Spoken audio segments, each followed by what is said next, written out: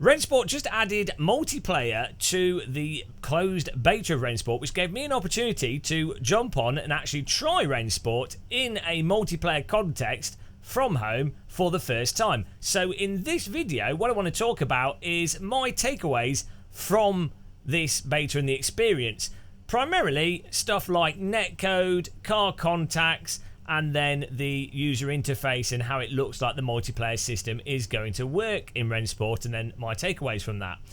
And the footage in this video is taken from our live stream whilst we were trying this out for the first time. If you want to catch us when we do go live on Twitch, make sure to follow us over there. And of course, if you want to keep up to date with videos and all that stuff on sim racing over on the YouTube and our live streams on YouTube, we stream on both platforms, subscribe to us here as well. Why not? You can waste your life watching terrible content.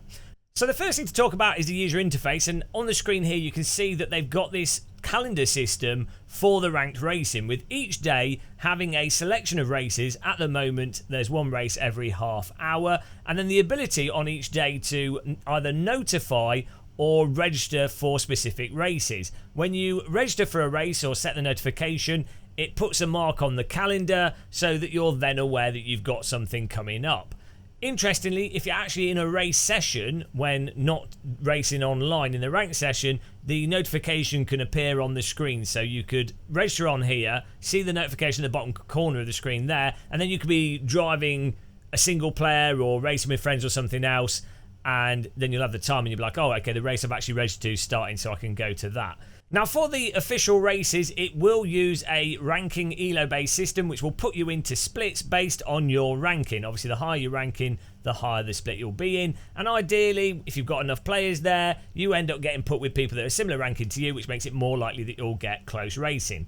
Obviously, in the closed beta, as it is now, there's not that many people on it, so the elo system really won't work properly. I don't even know how many people are online, so I think we're only just getting one split. So we'll have to wait for a later date to see how that actually pans out and how well it works.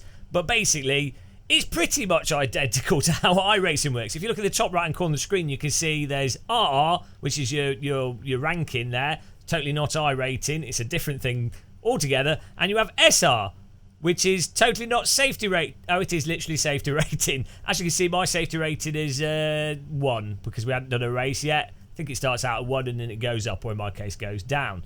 Your rating starts at 1,500. Now, when you actually signed up to the race, you don't have to commit to a specific car straight away. You can register and then you can pick a car, change it, as long as the session hasn't actually started, as far as I can tell at this point in time. And again, with this being the beta, I don't think things are really fully fleshed out. For example, I think it's pretty much ignoring the safety rating. There's nobody not being able to join in, for example. At this point in time, I get the impression that Rennsport are literally just testing their systems for the first time to see how the servers can move the people around, notify everyone, get them into the sessions, you know, all the boring behind the scenes stuff. Now, what I do think is also interesting is, beside the official contests they've got, they also have the option for custom contests and local contests. I think they will allow people to actually create their own servers, though it might be through Rennsport hosting it, but those servers will still have ranking enabled on them. So maybe you could set something up custom with whatever you feel like driving, in whatever scenario, maybe with your own private league, but the ranking system will still be enabled. So that'll be really interesting, because that's something that isn't in iRacing. The iRacing elo system and rating is limited to just their official events. All this stuff I think is up in the air, might change, who knows what's going to happen, but I think there's some interesting different ways of doing ranking potentially with Rennsport compared to some of the other titles on the game. Also, what I think was quite interesting is when you go to the actual screen with the calendar on it, just above my webcam you can see there's a bunch of filters which have the minimum required Rennsport rating, minimum safety rating, car classes, all these filters there. So presumably you can activate them, and then when you click on the calendar day, when there's more content, and it's not just going to be GT3 cars in this simulator, they're going to add loads of other things and supposedly even mod content. We don't know how that's going to work, but you would be able to filter for what you specifically like and what you can specifically join. I will say I'm a little bit worried, as I was saying in previous videos, where if you have too much stuff, then it's dividing the player base. This has already started to be a problem in iRacing, and this has actually killed multiple ranking systems for Assetto Corsa, and even with Race Room having so many different things going on, it just divides the player base. So I'm a little bit worried that if there's too much going on, it's going to funnel people away from core key events that can focus on. Like, personally, I would rather just have GT3 with loads of cars like LFM, Low Fuel Motorsports with ACC, but know that that's like the focal point for the ranked multiplayer. Maybe just have a Formula race, or, you know, just a couple of things. I'd rather have that than billions of multiplayer sessions where you don't know where the actual focus is, or if there's going to be enough people or multiple splits. All this stuff will have to be tested out. We'll have to see how it pans out, and of course, the success of all these things will depend on how many people are actually playing the simulator and how popular it is. The more people playing it, the more users, then of course the more ranked races you can have without it being an issue. Lastly, in terms of this user interface and the interface in general in Rennsport, I will say, though I like how minimal it is, and it is really quick to navigate through, especially easy to navigate with the keyboard, also as a mouse, as you'd expect on a PC game, Codemasters. I would like some more imagery or more icons in there. As someone that's severely dyslexic, everything just sort of blends together when it's just text for me. And I think for like events, you know, it'd be really nice when it's like the special event, if that's clearly highlighted, maybe more of a background image to it, even if it's still black and white, even if it's something subtle and faded. Do you know what I mean? Rather than it just looks so simplistic. And it's a bit bland at the moment and a bit hard to separate stuff out. So I think that could be something to improve.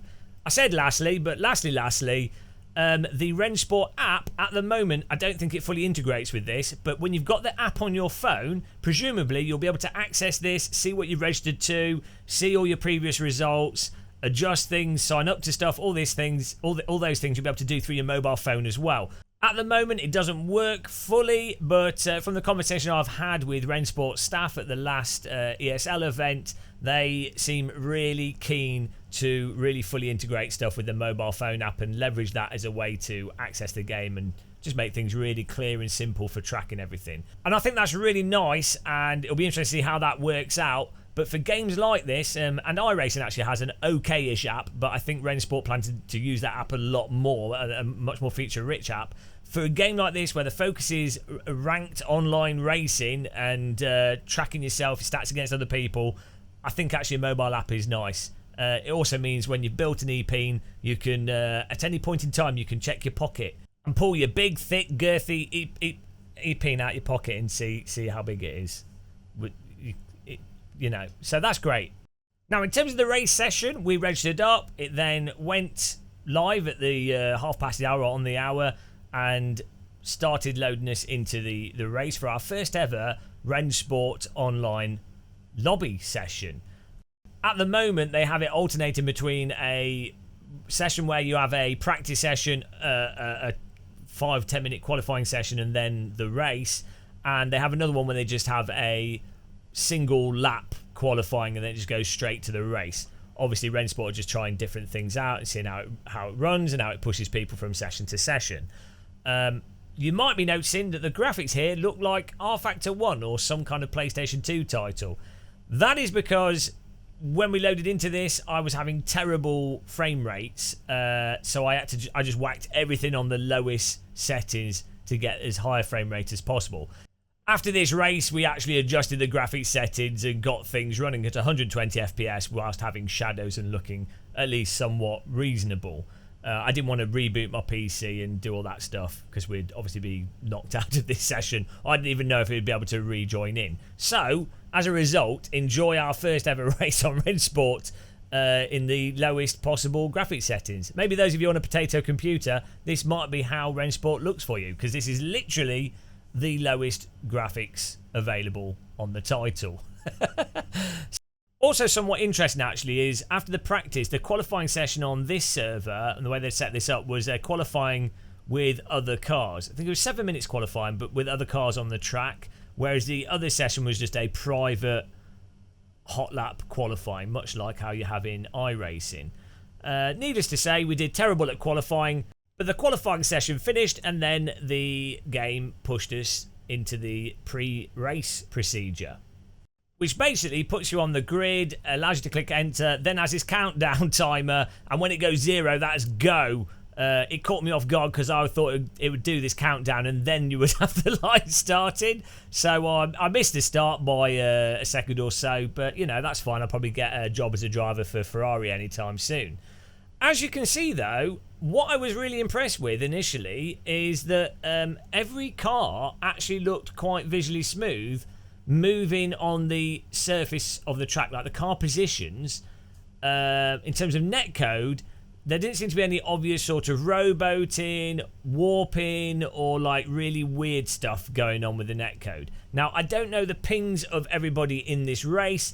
I have to assume that the other drivers were probably all in Europe, so the pings are probably under 100. So this isn't going to be like the best test for the netcode in terms of seeing what the worst case scenario is. So you can't really draw too wider conclusions of the netcode from this, but in what seemed like pretty standard or good ping scenario, the actual position of the vehicle, smoothness of them was really good. But most importantly, and what really stood out to me, is the car contacts, in that this is probably up there with Race Room in terms of how much the cars can hit each other without that causing the cars to just fire off the road or like really crazy pinball stuff, which is a big problem with iRacing multiplayer. Like, it's absolutely horrendous in iRacing. You have to give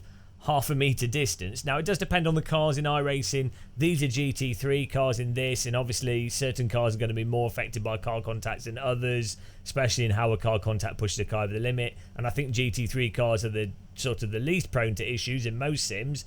But this was absolutely fantastic in terms of that contact not causing mental stuff to happen. I mean, even like AC, ACC, R Factor 2, they seem to have worse car collision netcode with GT3 cars than this. So really, really positively surprised by that. And we made sure in this race to properly test knocking into people. Weirdly, when you do have a contact in this, or not weirdly, but when you have a contact, it does have the penalty system where you're allowed at the moment 15 penalty points, either a track cut or car contact, before you get a penalty, which I think is a drive-through in the server. But you also, that will affect your safety rating as well if you keep knocking into people. But the sensitivity of the car contacts and whether or not that accrues a penalty point is a little bit haphazard, and it seemed to be strange in that I was able to drive into people quite aggressively and not get a penalty point, but if someone drove into the back of me without it even seeming like they contacted me much, we both got a penalty point. It just seemed really erratic to what gives a penalty point.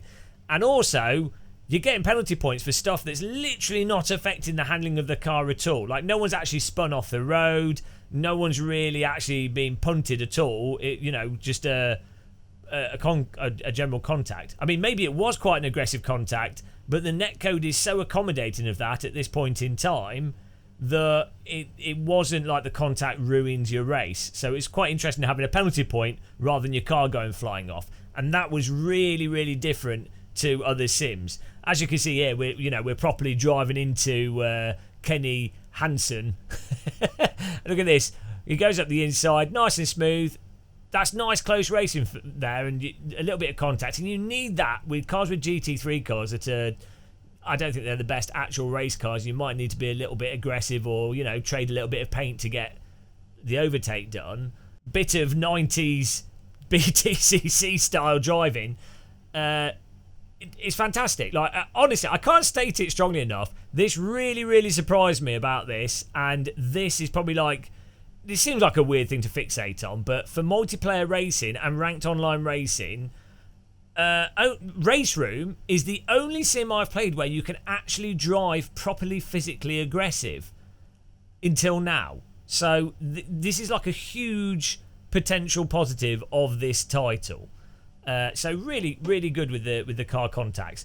That's too positive though. At the moment, the sound effect for the car contact sounds like the Titanic hitting an iceberg. a very small Titanic hitting an iceberg. Obviously, closed beta, so there's a lot of stuff that's in development. I know they're doing a lot of work on the sound, so I'm sure that will change. We need some good sort of carbon fibre, crunchy sounds. It's all about the car contact sounds. That's all that matters to me. Grass and car contacts, because they're the only parts of a simulator that I get any utility out of.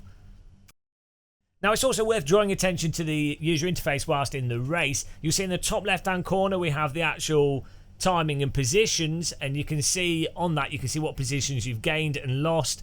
Unfortunately, you can't see your current rating gains or losses, and I do think that UI element is just way too big. They need to do something a little bit more minimal, and I think they need to focus more on what your rating gains and losses are, and maybe also something that highlights your safety rating gains and losses. Again, online ranked racing is all about EPing and magnifying that EPing component and making it feel good when you beat someone else by having it go, oh, you've gained rating, and then make you feel terrible if you're losing rating. It's toxic. It's not something the player should actually fixate on. They should fixate on doing better themselves and not focus on the numbers. But let's be honest, if you're doing online ranked racing, you are playing it for the numbers. It is World of Warcraft with cars, and I secretly love it myself. I really like that aspect. It's a toxic thing that's fantastic. If you want to drive cars and have a happy time, go and do drifting in Assetto Corsa or No Hesse or something. Ranked racing is all about a fight to the death. Glorious. Obviously, the other UI elements, all the basic stuff there. You've got your instant points, you've got your position, you've got your laps, the race time, all the standard stuff that you've already seen. But really nicely, you also have Heli Corsa in there. Of course, it's not called Heli Corsa because this isn't Assetto Corsa, but a car radar prominently in the middle of the screen. Fantastic. That every driving sim should have a car radar. No developer should assume that everyone's got triple screen or like really good awareness of what they're doing. So that's really nice to have that perfectly integrated into the game, and it only really appears when other vehicles are near you, and it's prominently in the middle of the screen. Weirdly, it's not obnoxious though. You think looking at the video now, you'd be like, oh, that car radar pops up in the most annoying place. But actually, whilst driving, it's really nicely done. Surprisingly well done car radar, with it being more clear when you've got lots of vehicles around you or if someone's about to drive into you. So I really appreciate that. As I say, all sims should have some form of car radar in them. Now, in terms of the car handling, as the race progressed, it did seem to me like the tyres were actually starting to wear out quite a bit, probably due to my erratic driving and the fact that this Audi is an absolute drift slide monster in this simulator. The Mercedes, in my view, seems to drive a lot more like an actual car. It's a lot more planted, a lot less slidey, though Rennsport is what I would say is quite a slidey simulator in general. Not in terms of the braking and the acceleration, but once you start leaning on the sidewalls of the tyres and it starts going, it really does slide a lot. Very controllably though, not in an unsatisfying passenger slide way, like you can hold slip angle and things, but it's not particularly bitey. I think it's fun, but it's a bit weirdly slidey, and then as the tyres wear out, it gets more and more obvious, especially with this Audi. Maybe they're not wearing out, maybe they're just overheating, but you can see in the video that we're sliding all over the place.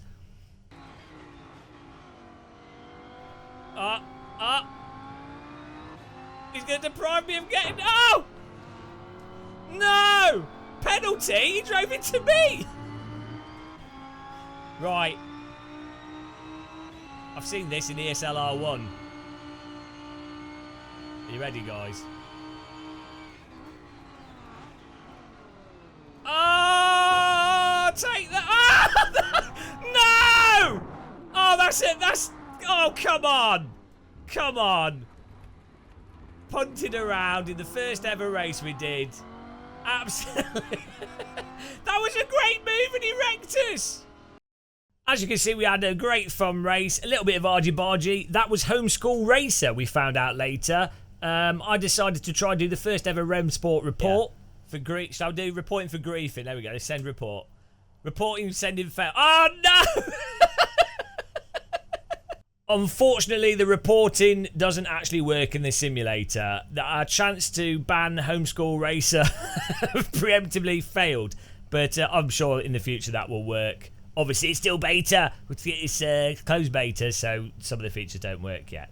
But, well, at least you've got the ability to presumably insta-report, and presumably they'll have a background system in place that will moderate players that are pains in the arses. But we'll have to see how that pans out.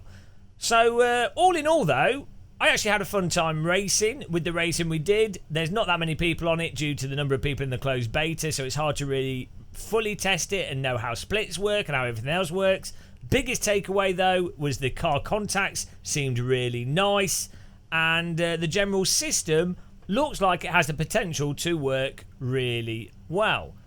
Going to be really interesting to follow this game out of beta and see how things progress.